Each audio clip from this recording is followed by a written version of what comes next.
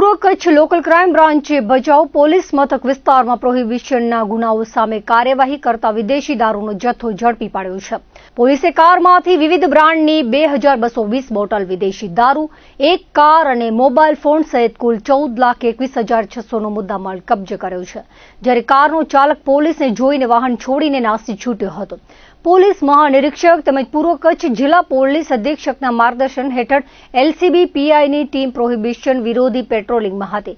તે દરમિયાન બાતમી મળી હતી કે રાજસ્થાન પાસિંગની કારમાં વિદેશી દારૂનો જથ્થો ભરી ભચાઉ તરફથી ગાંધીધામ તરફ લઈ જવાઈ રહ્યો છે.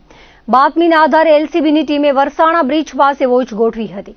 શંકાસ્પદ કાર આવતા તેને રોકવાનો પ્રયાસ કરવામાં આવ્યો હતો. જોકે ચાલકે કાર થોડે દૂર રોડની સાઈડમાં મૂકી અંધારાનો લાભ લઈ ફરાર થઈ ગયો હતો. પોલીસે કારની તપાસ કરતા ગ્રીન લેબલ બ્લેન્ડ વિસ્કીની 252 બોટલ, સ્પેશિયલ રેર વિસ્કીની 1536 બોટલ તેમજ ગ્રીન સ્પેશિયલ બ્લેન્ડ વિસ્કીની 432 બોટલ મળી આવી હતી. કુલ 2220 બોટલ વિદેશી દારૂની કિંમત ₹4,11,600 ઉપરાંત કાર અને મોબાઈલ ફોન મળી 14,21,600નો મુદ્દામાલ કબજે કરવામાં આવ્યો હતો.